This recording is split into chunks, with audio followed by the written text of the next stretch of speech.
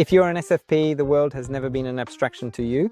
It has always been touch, sound, movement, the gaze of another person. You don't look for meaning in theories. You look for it in the moment that is truly happening. You have a gift within you that many people don't understand. You know how to live without a filter, feel without instructions, love without a plan B. And I know that sometimes you hear that you're too intense, too emotional, too spontaneous. But the truth is, it's often the world that's too lifeless. And you are its reminder that life has a pulse. And as long as you feel, as long as that spark inside you keeps moving, you are exactly where you need to be. The world will try to shape you, tell you that you should be calmer, more reasonable, more predictable. It will want you to think more and feel less. But if you are an SFP, you know one thing. You are not here to fit in, even though you know very well the value of relationships. You are here to remind others that life has a scent, a rhythm, and a pulse. That not everything important can be planned. Your intensity is not a problem. Your emotionality is not a weakness. This is the fire the world needs, even if sometimes you're afraid to approach it. And if you ever think that you are too much, remember, it's not you who is too much. It's the world that often feels too little.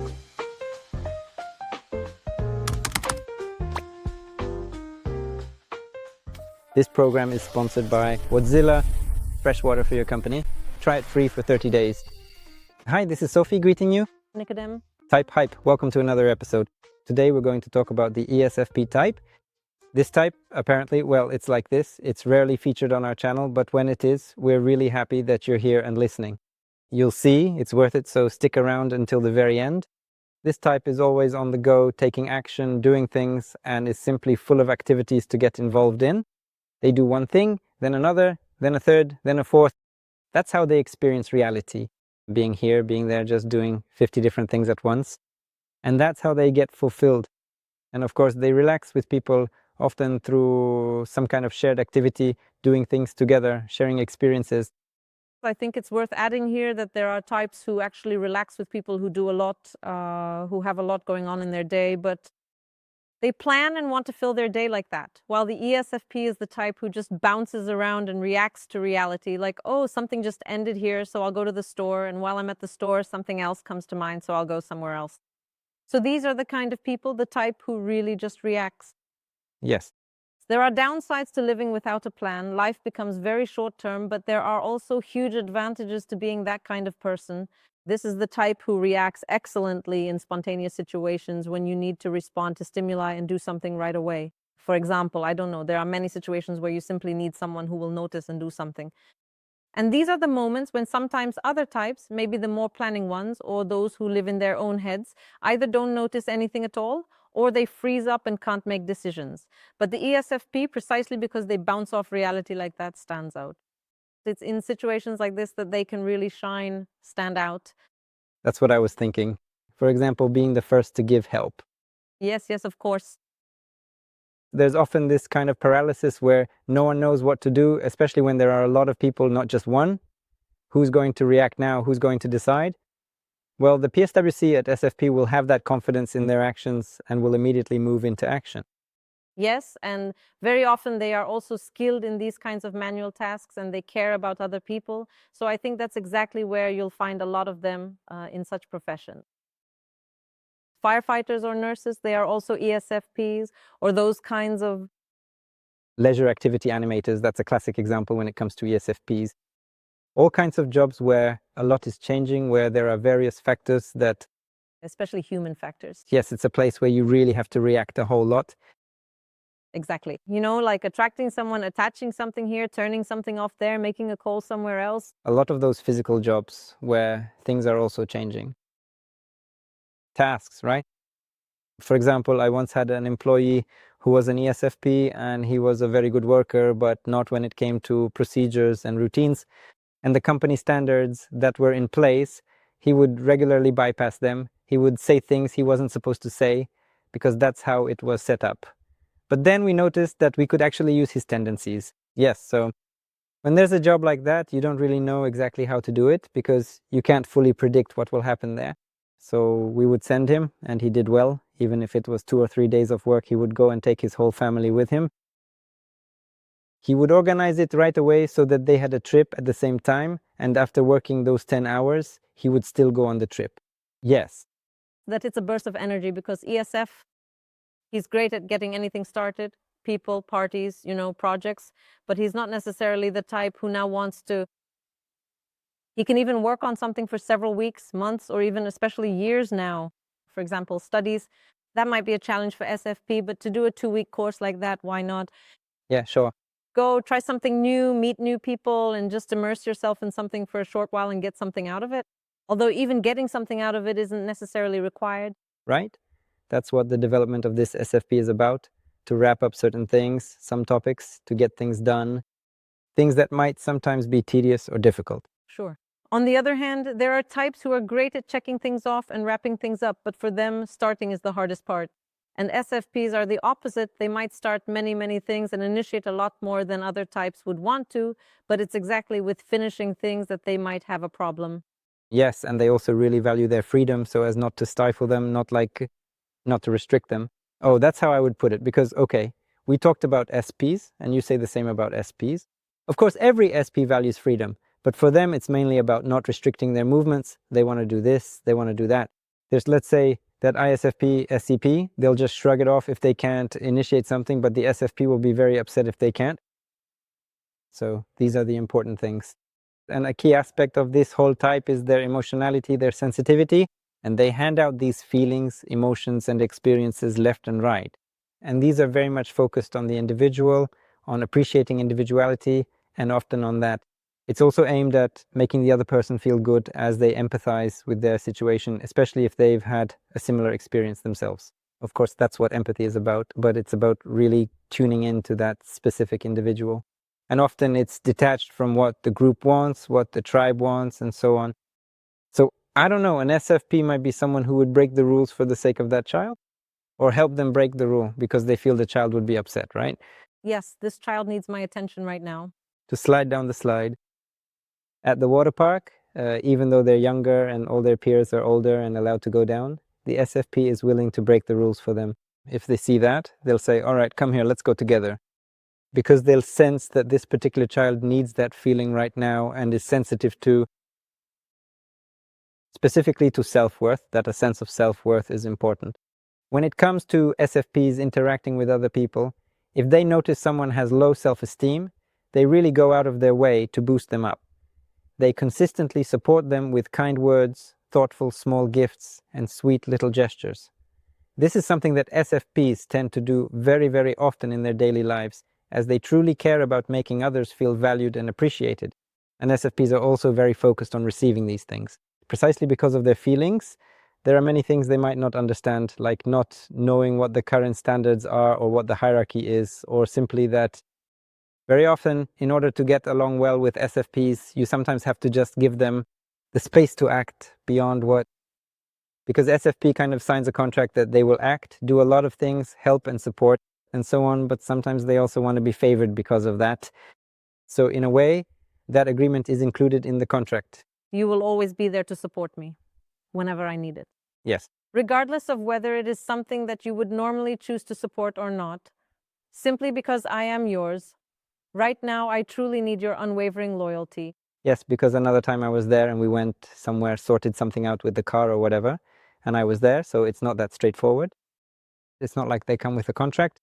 Absolutely. That's not their type at all. That's the last type. The contract is, it's virtual, it's emotional, it's hanging in the air. We can also say that SFJ, in social contracts. And that's natural for them and obvious too. but just to be clear, so it's not like we're not distinguishing between types here, let's say. An SFJ wouldn't sign a contract to break general rules. Yes, these rules are different, but still it's like, I support you, you support me.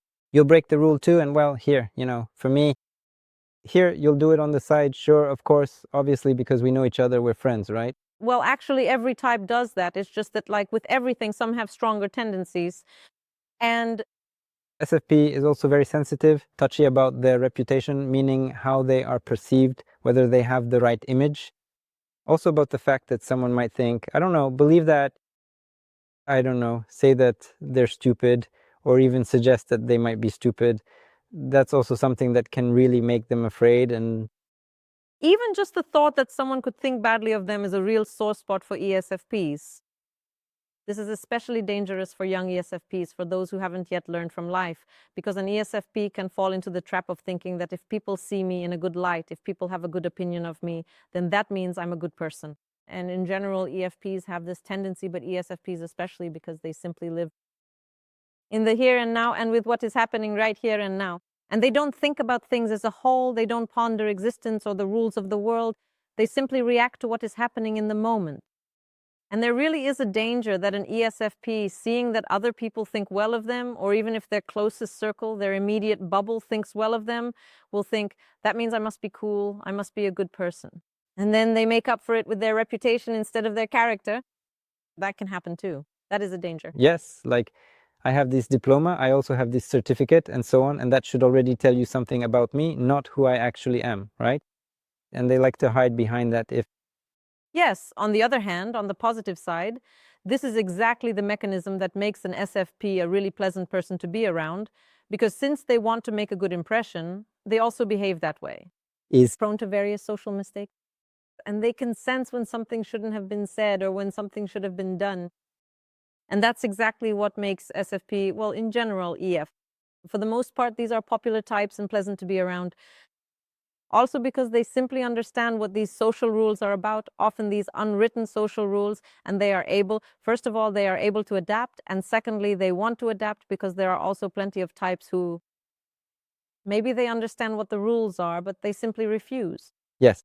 And they, just like before, again referring to what I said earlier, yes, I also see it this way, that they accumulate assets by doing things with different people. That I do something with this person, I do something with that person. And in this way, they create these virtual assets of various favors. Then in the future, I helped, I'm nice, I helped you, you like me. yes. And then they can, but it's not so calculated that they won't do it for you. It's like ESF very often doesn't even think about the fact that they're doing it. But this, This is just the mechanism.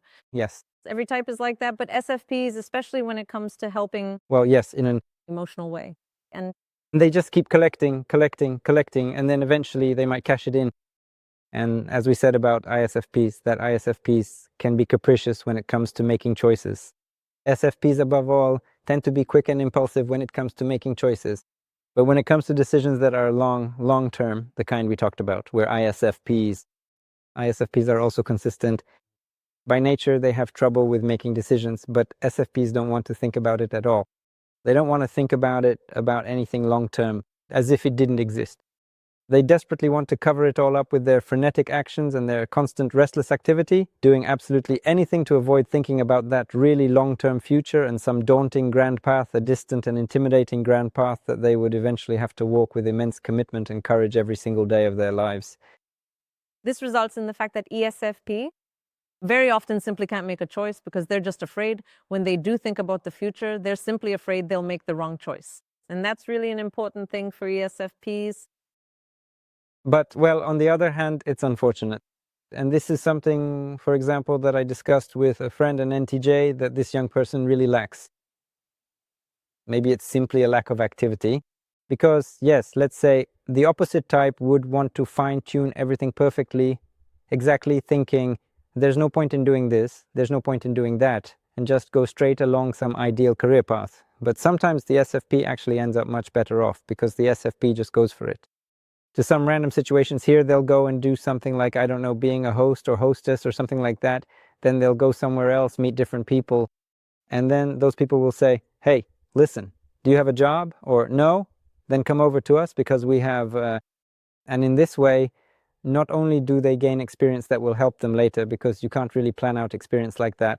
Often, that's like Steve Jobs' famous speech about connecting the dots, that you create certain experiences and then you reap what you sowed earlier, but you sow a bit randomly. A bit lands here, a bit lands there. And the SFP knows that they're sowing in different places, learning different things, and then it all comes together. Yeah, like a shotgun approach. But you can't know that in advance. Exactly, you can't plan it. And this is exactly where the SFP can learn about this. From the fact that there is simply this long path and you can follow it.